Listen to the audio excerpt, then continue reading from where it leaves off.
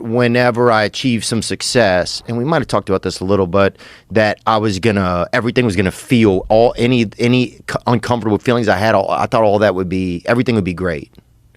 I thought like once I achieved some success, then it would solve everything else, and it didn't really solve anything. I just was kind of successful, and now I had a lot of responsibilities. And you still had the same problems in your mind. Right. Yeah, that's the thing is like people think that, and that shook me. Success is gonna make you happy. It can actually make you less happy because you get stressed out about it. That's what happened. And there's a lot of pressure.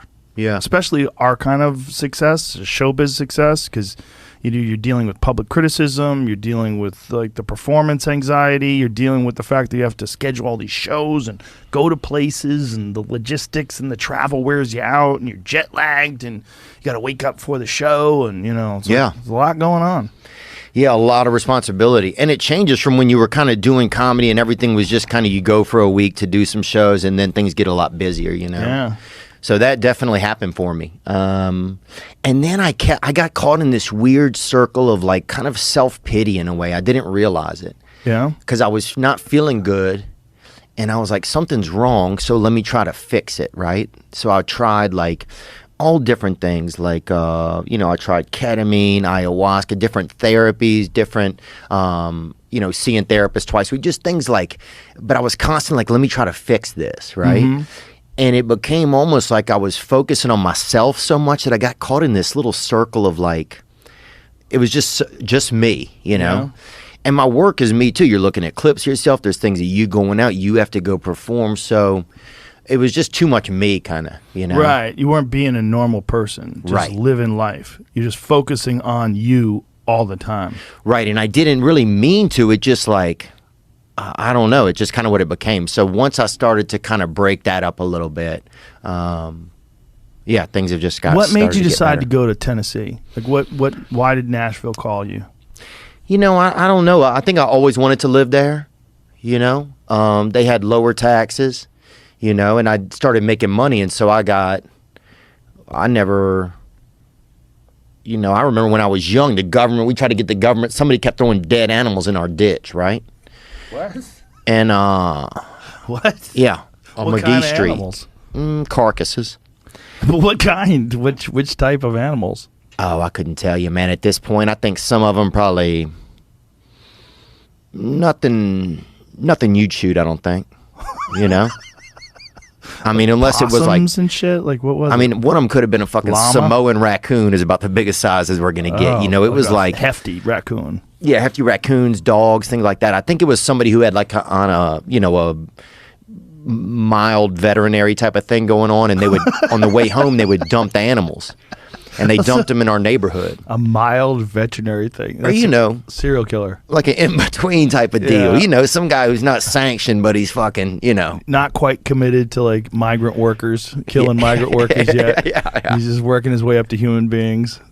Yeah, I mean, however you want to look at it, man. But I think but they kept throwing anyway. So we called the government and be like, come get these fucking bones out of here. Because, there'd be kids out there fucking playing with them. You got kids out there beating each other with damn tibias and fucking humming caustics at each other and stuff. And, because it's in the ditch. Right. And so, anyway, I was never a big fan of government after that, right?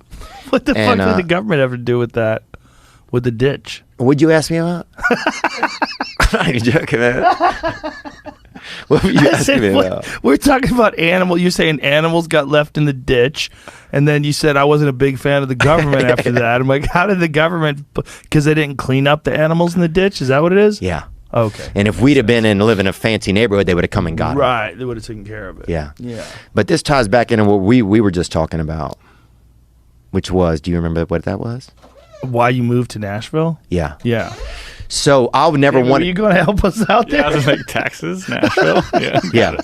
So anyway, I've never had a strong affinity for a lot of government. So anyway, right. I think that was in me since I was a child. So when I started making money, I was like, I don't want to give all my money to the government. Right. But the environment of California before the pandemic was very beneficial to us because we were all collected together. Right. As comedians, like that's very beneficial to have an environment where there's a bunch of other very good comedians around you. It's like, like that OR, like watching people go up and crush in the OR. Like, how good is that for your act? Oh, it was the best. That's one thing that I definitely miss. Yeah. But Tennessee it's been good. It's a great place for the pandemic. It's been good to tour out of there because you can just take a bus right out and go. You're in the middle of the country. Yeah, it's nice. So that's really been ideal. Yeah, and I don't know. I've thought about maybe making another move sometime, but I just don't know yet. Where would you go? I don't know. I'd have to go to a place where there's a little more stage time. That's the toughest part. Right here, baby. I know you're trying to get me over here. You I'd love to have you over here. Well, I'm gonna fucking wine you and dine you this week. dang, all right. I'm gonna romance you. Take you to the club. Once you see the club, you're gonna fucking shit. It's wild. I might. It's wild. It'll be open probably somewhere. Well, I don't want to say when, but off air I'll tell you. So that's the toughest part, I think, is Stage time. Yeah. But you go into Zany's a lot, which is a great place, right? Yeah, but you can go there on Monday. But it's still an operating regular club. You know? So do they have shows like Tuesday, Wednesday night, like regular shows? They kind of book certain like nights that night. You could do your own night every week, but it's still not the same as just those reps, you know. Right, like Comedy Store reps. And I really learn on reps. That's where I learn. I learn too. on reps. Yeah. When I was really enjoying LA is like when I would do a show at the Improv, and then I would scoot over to the store, and then I'd do maybe 2 shows at the store. You know, you do a spot in the OR, and then you do a spot in the main room. Like, ooh. Boy, you do 3 or 4 of those in a week, you get loose. Oh, dude. Oh, you get loose. You get loose. You know that feeling with the gears are greased? Yeah. I used to feel like a fucking killer, dog. Oh, you're a killer, I was bro. I used to feel like Chris Kyle up there, dog. I remember when you really started to crack. I really remember that, man. Because I made a point of pulling you aside and telling you, like, man, whatever you're doing, keep doing it. Because I remember there was one time where I think it was me and Fahim were sitting in the back watching you, just crying, laughing. You just like caught some stride. It's like funny when you see someone and they're funny, it's good, like, hey man, that was a good set. And then you see them one day and it just snaps. They just hit that next level. And you're like, ooh, and we were all talking about you too. We're like, damn, you've been seeing Theo. Theo's on this next level. Thanks, man. Theo's on the That's next cool. level. You had hit some groove where you just like everything you said was funny.